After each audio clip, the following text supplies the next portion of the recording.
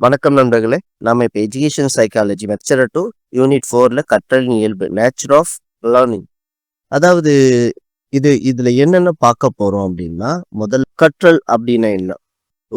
இது வந்து கன்டினியூஸா இருக்குமா? அது நிரந்தரமா இருக்குமா? இல்ல டெம்பரரியா? இல்ல இயற்கையாகவே ஒரு மனிதனுக்கு கற்றல் அப்படிங்கிற விஷயம் இருக்கும். இல்ல நாமளா உருவாக்கிட்டோமா? அப்படிங்கிறது தான். அத பத்தி எல்லா டீட்டெயிலா நம்ம பார்க்க போறோம். இப்ப ஒரு மாணவரா இருந்தாலும் சரி, ஆசிரியரா இருந்தாலும் சரி, கண்டிப்பா கற்றல் அப்படிங்கிறது ரொம்ப இம்பார்ட்டன்டான விஷயம். மனிதன் பிறக்குறதுலேருந்து இறக்கும் வரை வாழ்க்கையில எல்லா விஷயத்தையும் கற்றுட்டே இருக்கான். எல்லா குழந்தைகளுக்கும் படி, படி, கவனி அப்படின்னு சொல்லிட்டே இருப்போம். கரெக்ட்டுங்களா? ஆனா எப்படி கவனிக்கணும், எப்படி படிக்கணும் அப்படிங்கிறத நம்ம எந்த அளவுக்கு குழந்தைகளுக்கு நம்ம இனிஷியேட் பண்றோம் அப்படின்னும்போது ரொம்ப இல்ல அப்படின்னு சொல்லலாம்.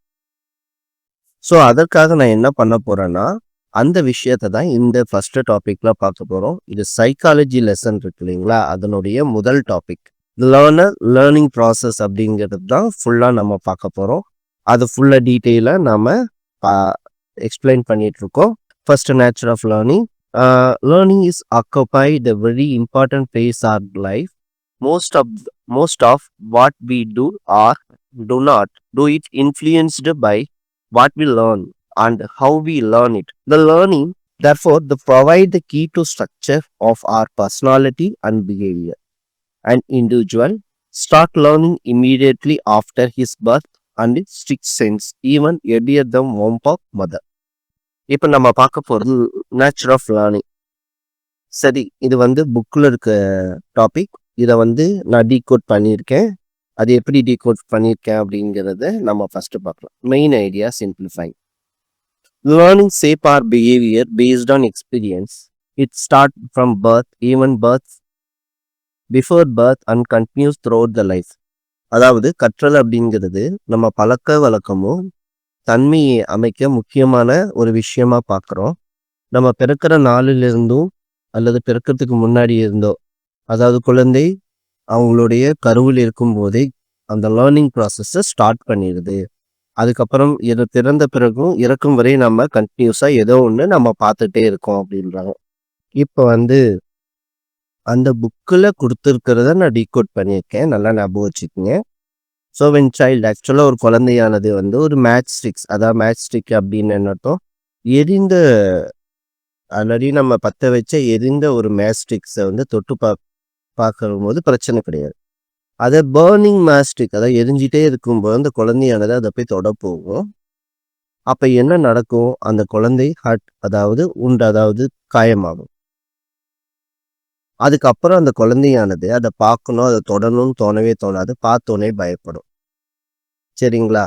அது மட்டும் கிடையாது. அந்த மாதிரி ஒரு ஃப்ளேம் இருக்கக்கூடிய விளக்காகட்டும், அடுப்பாகட்டும், மெழுகுவர்த்தி ஆகட்டும், எதை பார்த்தாலும் அந்த குழந்தை என்ன பண்ணும் அப்படின்னா தூர போகும். இதுதான் வந்து என்ன சொல்லுவாங்கன்னா டைரக்ட் எக்ஸ்பீரியன்ஸ், அதாவது அனுபவத்தின் வாயிலாக கற்றல். சரிங்களா? அல்லது அனுபவத்தின் வாயிலாக கற்றல். இப்ப இந்த கிளாஸ் ரூம் இது வந்து டெய்லி லைஃப் ஒரு எக்ஸாம்பிள். அதான் when child touch a burning matchsticks and get hurt, he learn do not touch it again. Later he avoid all burning object. This is called learning through direct experience. அதாவது அனுபவத்தின் வாயிலாக கற்றல் மூலமாக day to day லைஃப்ல இந்த மாதிரி நமக்கே நிறைய இருக்கும். ஸோ உங்களுக்கு புரியறதுக்காக சின்னதாக ஒரு எக்ஸாம்பிள் மட்டும். இப்போ நம்ம இந்த மாதிரி கொஸ்டின்ஸ் கேட்க மாட்டாங்க பிஜிடிஆர்பியில். கிளாஸ் ரூம் எக்ஸ்பீரியன்ஸ்க்கு போயிடுவாங்க. இப்போ கிளாஸ் ரூம் பார்க்கணும். Student talks during the lesson. இப்போ வந்து ஒரு மாணவனானவன் ஒரு ஆசிரியர் டீச் பண்ணிகிட்டே இருக்காங்க.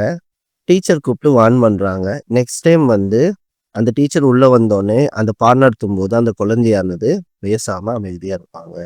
இது என்னன்னா, இந்த வகுப்பறை ஒழுக்கத்தை பற்றி அவன் கற்றுக்கிறதுக்கான வாய்ப்பாக அமையுது. இதுதான் learned appropriate class room behaviour, வகுப்பறை ஒழுக்கம் அப்படின்னு சொல்லலாம். அடுத்தது கிளாஸ் ரூம் எக்ஸாம்பிள் 2. ஒரு பையன் வந்து அதாவது ஹோம்ஒர்க் பண்ணாமல் வந்துடுறான். அதனால டீச்சர்ஸ் வந்து திட்டுறாங்க ஸ்கூல். அதை பார்த்துட்டு மற்ற ஸ்டூடெண்ட்டும் சேர்த்து என்ன பண்ணுவாங்க, அடுத்த நாள் ஹோம்ஒர்க்கை சரியா ஃபாலோ பண்ணிட்டு வருவாங்க. இது என்ன சொல்லுவாங்கன்னா இன்டைரக்ட் எக்ஸ்பீரியன்ஸ், அதாவது புற அனுபவத்தின் மூலம் கற்றல். Learning through observation. எப்படி? ஃபர்ஸ்ட் வந்து அனுபவத்தின் மூலமாக கற்றல், அனுபவ கற்றல்னு சொல்லலாம். அடுத்தது என்ன? Learning through observation. அதாவது அப்சர்வேஷன் என்ன அர்த்தம்? என்ன நாம அப்சர்வ் பண்றோம் அப்படிங்கிறது, அதாவது புற அனுபவத்தின் வாயிலாக கற்றல். சரிங்களா? இந்த மாதிரி 2வது எக்ஸாம்பிள். 3வது கிளாஸ் ரூம் எக்ஸாம்பிள் 3 பார்த்தீங்கன்னா, எ ஸ்டூடெண்ட் ஆன்சர். ஒரு ஸ்டூடெண்ட்ஸ் வந்து ஆன்சர் கரெக்டாக சொல்லிடுறான். டீச்சர்ஸ் வந்து என்ன பண்றாங்கன்னா அவ ப்ரைஸ் பண்றாங்க. ப்ரைஸ் மீன்ஸ் பாராட்டுறாங்க. அதை பார்த்துட்டு மற்ற ஸ்டூடெண்ட்டும் நாமளும் ஆன்சர் சொன்னா டீச்சர் நம்மளை பாராட்டுவாங்க அப்படிங்கிற ஒரு மென்டாலிட்டியில அவங்க என்ன செய்வாங்க? அவங்களும் சொல்லுவாங்க. இது என்ன சொல்ல? லேர்னிங் பை பாசிட்டிவ் ரீஇன்ஃபோர்ஸ்மெண்ட், அதாவது உற்சாகத்தின் மூலம் கற்றல். சரிங்களா? ரீஇன்ஃபோர்ஸ்மெண்ட் மூலியமாக கற்றல். ரீஇன்ஃபோர்ஸ்மெண்ட்டுக்கு சரியான தமிழ் வார்த்தை தெரியல. ஸோ பாசிட்டிவ் ரீஇன்ஃபோர்ஸ்மெண்ட் இருக்கு, நெகட்டிவ் ரீஇன்ஃபோர்ஸ்மெண்ட் இருக்கு. பாசிட்டிவ் ரீஇன்ஃபோர்ஸ்மெண்ட் மூலியமாக கற்கிறாங்க. சரிங்களா? ஊக்கு கற்றல். இது வரைக்கும் பார்த்தா ஃபைனல் ஸ்டார்ட். ஃபியூச்சர் டீச்சர் வந்து நீங்க கண்டிப்பா அண்டர்ஸ்டாண்ட் பண்ண வேண்டியது, இட்ஸ் கண்டினியூ.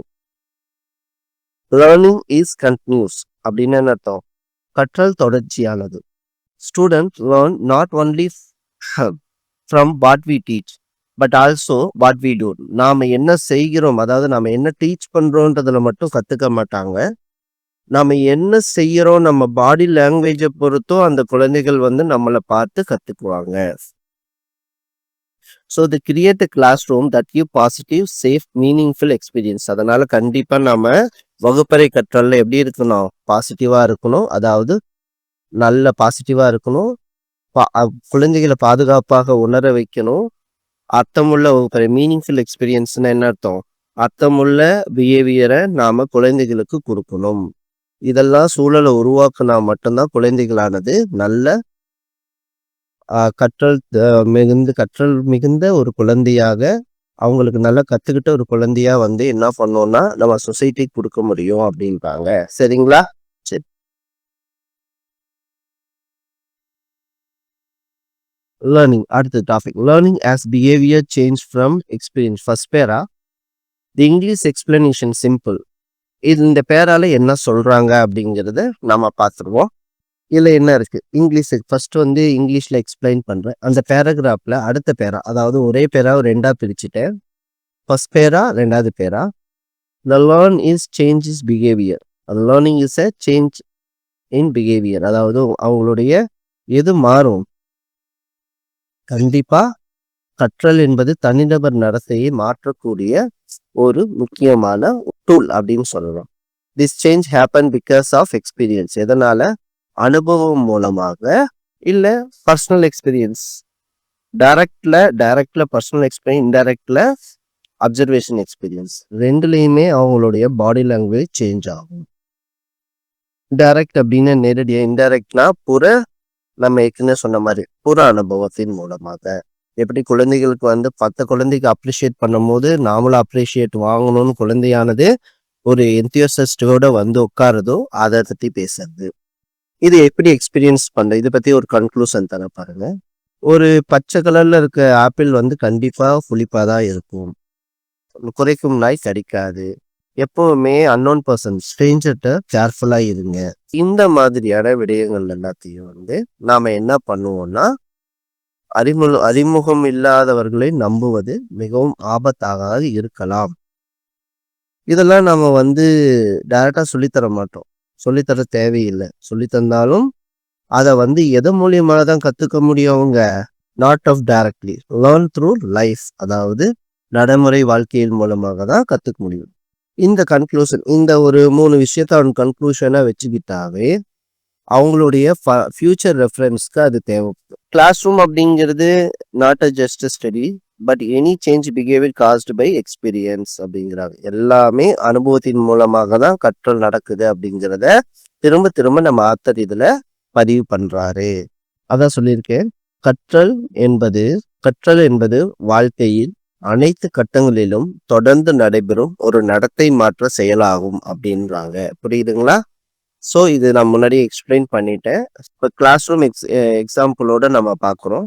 இப்ப வந்து ஒரு குழந்தை வந்து என்ன பண்ணுதுன்னா, ஒரு ப்ரொஜெக்டர் அப்படின்னு என்ன சொல்லலாம்? நான் உங்களுக்கு தெரியும். ப்ரொஜெக்டர் அப்படிங்கிறது வந்து நல்லா சூடா இருக்கும். நம்ம போயிட்டே இருந்துச்சுன்னா, அந்த அந்த இது ஹாட்டா இருக்கும். அப்ப வந்து அந்த குழந்தை அத தொட்டுச்சுன்னா, ஃபீல் பெயின் சுட்டுக்கும். அதுக்கப்புறம் அந்த குழந்தையானது யோசிக்குது. ஓ! எலக்ட்ரிக்கல் டிவைஸ கேர்லெஸ்ஸா நாம ஹேண்டில் பண்ணக்கூடாது, தொடக்கூடாது.